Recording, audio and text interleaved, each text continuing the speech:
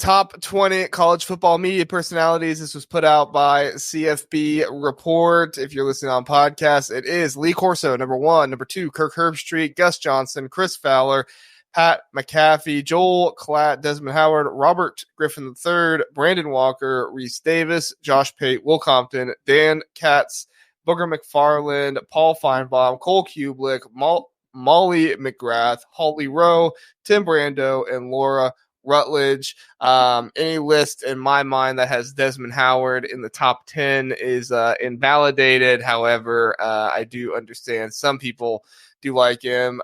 Guys, Colorado, are they CFB media personality you? I mean, they got 2 guys in the top 6 here, and Chris Fowler and Joel Klatt. Zach, your thoughts on this list overall? Where to start? Oh my gosh. I love Lee Corso. Love him. Has anybody in this Twitter handle watched College Game Day in the past 10 years? Apparently not. And I don't mean Lee Corso is great. And I love the tradition of but he had a stroke 10. I pointed out I said Pat McCaffrey. Sorry, I was reading that. I hate to be this guy. It's he's great. I love him. But he had a stroke, 10 years ago? And you can tell it has not, he has not recovered from it. And he's just, so I hate saying that, but that just frustrates me because it's are we going for actual quality, media personalities? Or are we just saying, what we felt 20 years ago? I don't, so I get frustrated by that. And with that, I think Desmond Howard, I'm what are we doing? When has he said a smart thing in the past 20 years on that show?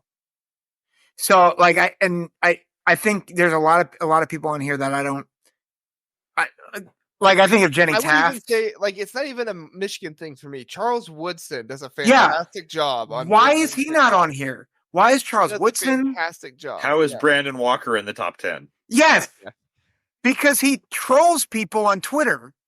What are we doing? How is Booger McFarland in the top 15 after the big boy football comment about Washington? I think we played some decent big boy football against Texas and Oregon both times, in fact. But that's just me.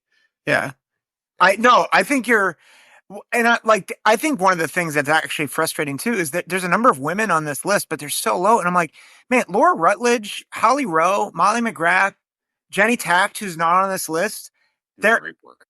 They're excellent, and they're getting the scrap. And who's Jenny, the girl that's on with Gus and Joel? Yeah, what's her last name? Jenny Taft. Jenny Taft. Yeah, she should be on here. Yeah, and I get Pat McAfee. I think he's fun, but I think this whole list is just frustrating to me. So I also go ahead. Hooligan. I mean, yes, I'm about to trigger an entire section of the country. There's no mention of any of the West Coast specific, or Pac-12 broadcasters, and there are any number of them that, Ashley Adams and Brian Yam, that covered Pac-12 games during that era that have done wonderful work. I'm also a little surprised to see a logo other than Oregon's next to Josh Pate's name. His treatment and approach to covering that football program. But yeah, no, I couldn't agree more about that. Molly McGrath, Holly Rowe, Laura Rutledge, Jenny Taft not being on the list. They're critically underranked and people way, way, way overranked. Yeah. Oh, and for me, Gus Johnson is the best.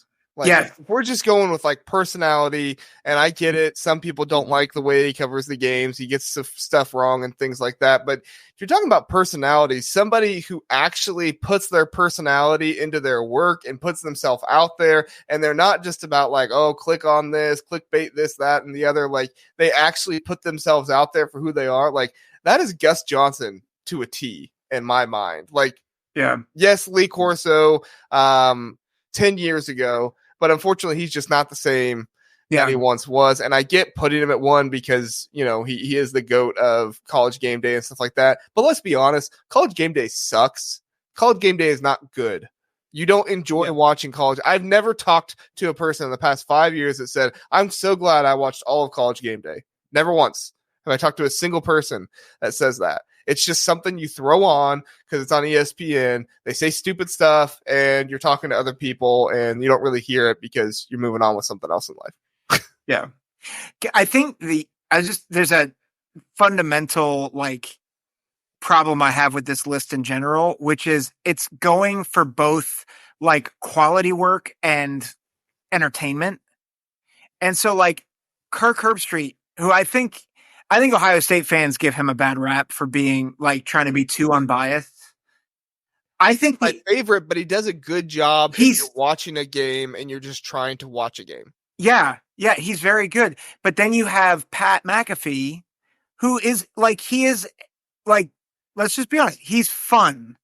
But he what are we doing? Other guys that aren't on here that I don't understand. Todd Blackledge, Brad Nessler. I mean, these guys are quality broadcasters. Nessler's a good one. How are they not on here? Why is Paul Feinbaum on here? What are we doing? He talks to the Alabama crazies and he gets a good clip every now and then. Gosh.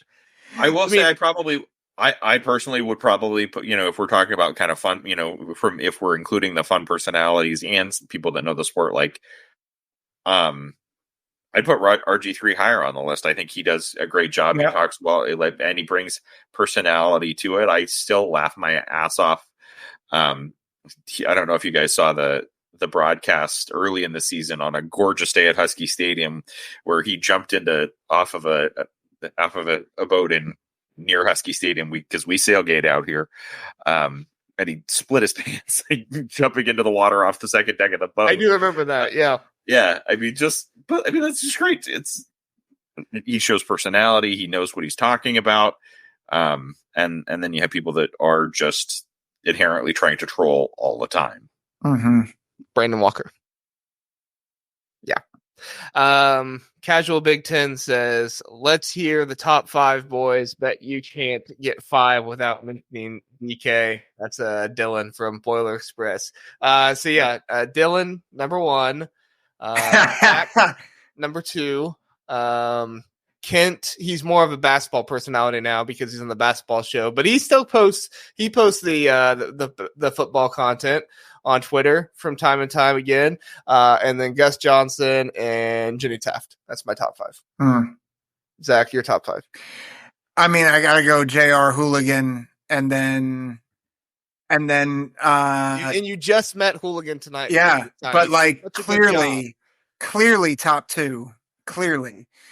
And then very huge drop off. I am actually a huge Gus fan. I think Gus Johnson does a great job.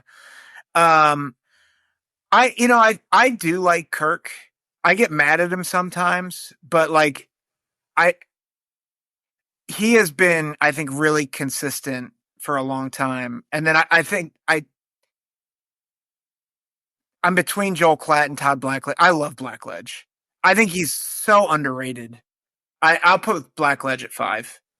I think one of the reasons why Ohio State fans get so mad with Kirk Herbstreit not being a homer is because he's actually trying to be professional at what he does. And yeah, sometimes I do think he goes a little bit harder at Ohio State than maybe he should. And he's trying to ingratiate himself with the other fan bases, but he also sits across from the desk from the biggest homer that is ever done any college football work ever. I mean, this Desmond Howard is the biggest homer in all of college football media. And you have Kirk Herbstreit that's well, I'm going to be unbiased here. And I'm just going to try to look at it. I'm actually going to go to where I'm not biased and actually go against my team sometimes, where Desmond Howard is screw it. I'm going to always be for my team. And it doesn't matter what else is going on.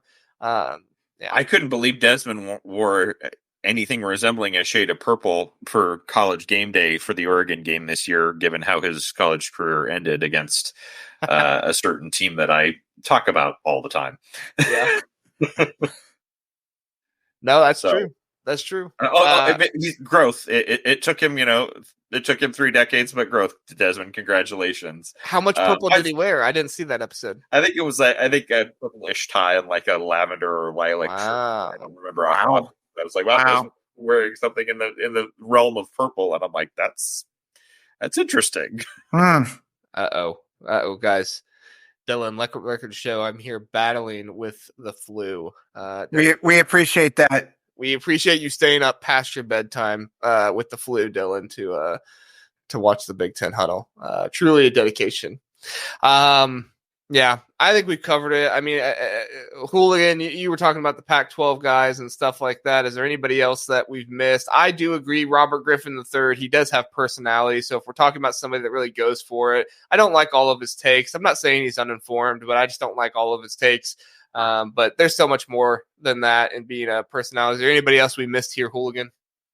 I mean, I think, I'm a big Gus Johnson fan. I think you'd be hard pressed to find a Husky fan that doesn't like Gus Johnson. He has one of the biggest moments in Washington basketball history, and gets shared across Washington Twitter basically every couple of weeks as the Isaiah Thomas game winner at the end of in a Pac-12 championship game, the cold-blooded call.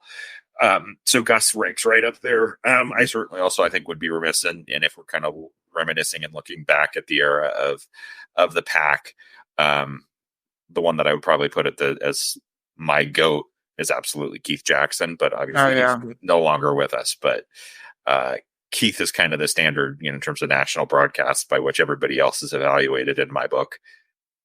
Yep. That's a good point. Clemson alum 04, welcome, an ACC viewer. Appreciate you. Shout out to Roy Philpott. I don't know. You guys know who that is? I'm not trying to be disrespectful. I'm not aware of what he does. So, ESPN press room play-by-play commentator, calling. Yeah. I guess he's one of the maybe lower tier ESPN guys. Well, that would explain it. I don't watch ESPN, so. But yes, you mean the SEC network? Yeah, that too. That's fair. But yes, Clemson, thank you for mentioning another one there. I'm trying to see if there's anybody else. What were you going to say, Zach, while I look? I just say, you talked about College Game Day becoming the worst. So let's just be clear. The best show is the Big Ten Huddle on the College Huddle. Like, that's just obvious. We should rank all of our favorite college football shows at some point. Yeah. Number 1. Big Ten Huddle. Yeah, no, it has to be number 1 up there. Yeah, yes. Sound the siren and Big Ten football talk and fight for number 2. But I missed this one from Dave earlier. Keith Jackson was the only guy that mattered. So yeah, Keith was mentioned earlier as well. I just missed it. Sorry, Dave. Keith has one of my favorite calls of all time, and it was the Texas USC Rose Bowl. And they're lining up 4th and 5. He says, 4th and 5, national championships on the line. Goes to the corner. He's got it. Obviously, talk about Vince Young. I mean, it's just iconic, man. Yeah. It's so good. Got 2 good comments from Bootzilla here. So starting to cool on Gus. He's making mistakes, some huge on broadcast the past few years. Like I said, he does make mistakes, but going back to the personality stuff and kind of like Hooligan was talking about with Robert Griffin III, like, and I can understand anybody saying they don't like Gus because of that stuff. Not saying the Bootzilla said he doesn't like Gus. He's just starting to cool on him. And then Bootzilla asked Brian Johnson, Rick Neuheisel, Andy Staples, thoughts on those people. I like Andy Staples. He does a good job with On 3, and he's entertaining and charismatic. Rick Neuheisel, I'm good with. Don't really have any problems with him. I don't have anything that I love about him. And then Brian Jones, I don't know who Brian Jones is. Can't remember that off the top of my head. I just have the only comment I have on New is I have serious reservations on any betting advice from him. What happened there? That was why he no longer was part of the reason that he was no longer the head football coach at the University of Washington. Was he was betting on in a couple of NCAA pools when he shouldn't have been, and then lied about interviewing with the 49ers. Was Wow. An accumulation of reasons that Washington had to remove him as the man in charge. Makes sense. Bootzilla says Brian Jones on CBS studio show with Neuheisel. Okay, so I've probably seen Brian Jones. I'm having a hard time remembering him. Yeah. Typically, if I don't remember them, but I've seen them, I don't have a problem with them. But again, I just don't have anything super great about them. Do you have any thoughts on those three? Or go ahead, Hooligan. I was going to say, but New does do a great job as an analyst and as a broadcaster, and I also think certainly, speaking of another head football coach at Washington, when he does do things, I like the insights that we get from Chris Peterson. Yeah, Chris Peterson too. Yeah. Your thoughts on these three, Zach? I think they're good. I think Andy Staples is a really good writer and a really good for the sport. Does he still write, or does he only do the podcasting? I've not seen his work on On3. Yeah, that's a good question. I think he just does the podcast, but maybe when he wrote, he was great. Well, he used to write for The Athletic and do that podcast with who's the guy that used to cover Ohio State? I don't like him. And not Andy. I forget. He does the was podcast. That Ari? Was it Ari? Yeah. Ari Wasserman. Yeah. I'm not a big fan of Ari. So I never listened to him there, but I started listening to him more once he was on On3. So but yeah. All right. I think those are Bootzilla says he doesn't like Ari Wasserman either. So Bootzilla, man, you're my man tonight, dude. Me and you, we're like lockstep in some of these takes here. So